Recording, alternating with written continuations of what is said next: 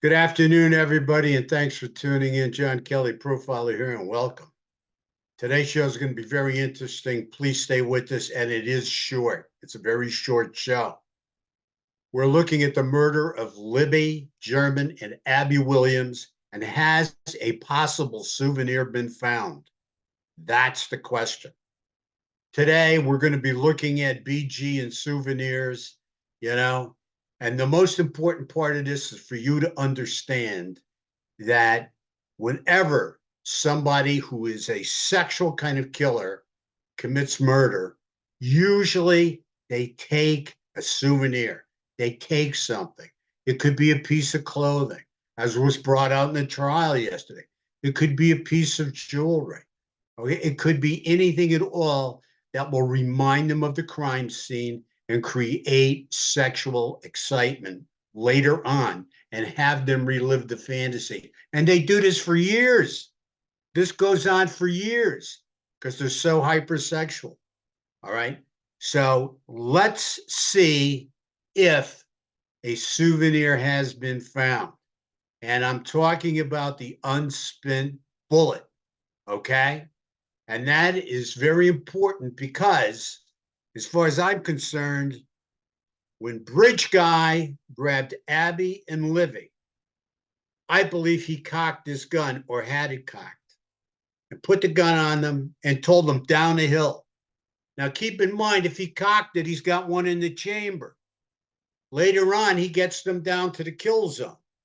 And then something started to take place. The murders started to take place. The physical altercation started to take place.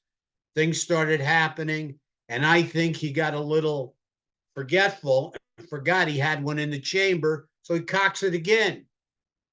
Thus, the round ending up on the ground unspent between Libby and Abby.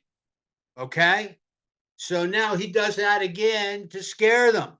But he doesn't realize, he forgets he has one in the chamber already. So it comes out of the chamber, it's on the ground between Libby and Abby, and he's got a new one in the chamber, but he's forgotten about the one that was ejected, okay? Because of all this sexual excitement and all the helter-skelter that's going on there, all right? And he's starting to get euphoric. He's starting to get into it. So it slipped his mind.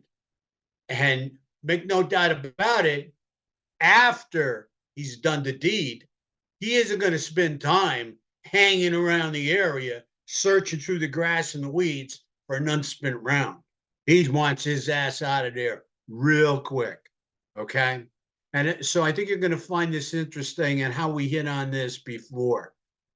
Many condolences. Okay. Much sadness for this case and all the years and the toll it's taken on the family and friends of Libby German and Abby Williams.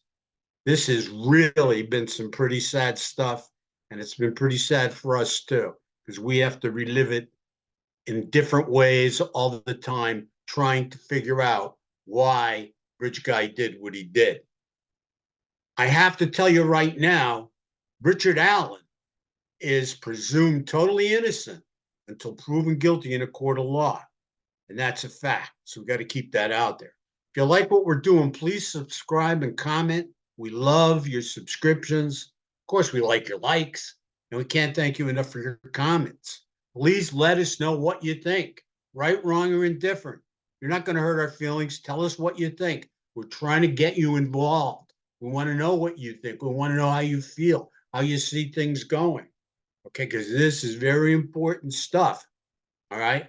That round that was found in a hope chest in a bedroom, okay, that is very important because you know it goes on in bedrooms. And lots of times you got to be sexually excited, right? So we got a round there. Very interesting. Just very interesting stuff.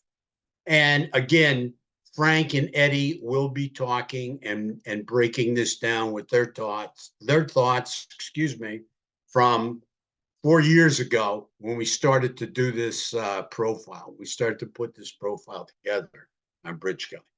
Okay. Eddie and Frank take over, and I will talk to you after. Hang in there, guys. This is going to be interesting. An extension of this, I would say, it wouldn't be shocking that when the perp is caught, that he may have even taken pictures That's right. of his work, to obviously remember, and they get the picture and they get, sexually stimulated. That's why many perps we know take trophies, small ones. Could be underwear, could be, a necklace, driver's license, something.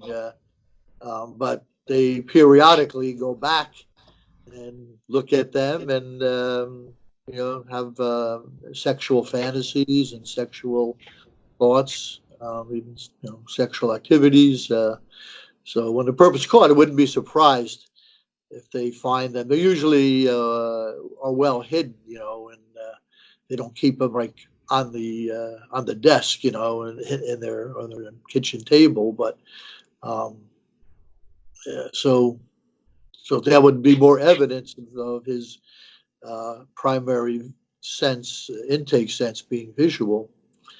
Um, we got to catch him first to see if that's true. Frank, any more on that? Oh, I basically believe that this person was a hunter and stalker, and those are visual um, uh, Dynamics, traits, yeah. whatever you I want mean, to call right. It demonstrates that this person was visual in his intake. Perfect. Thank you, Frank and Dr. Eddie. Bottom line, folks, thank you so much for tuning in. We can't thank you enough. You've been with us all these years, most of you, and you've really stuck with us through these trials and tribulation of this case and all the sadness it has brought friends and families, Libby and Abby. Again, our deepest condolences. Bottom line is take care of yourselves, take care of your family. It's a very dangerous world out there. Please make it a great weekend for yourself. Stay safe, be on your toes. God bless. And until we meet again, take care of yourself.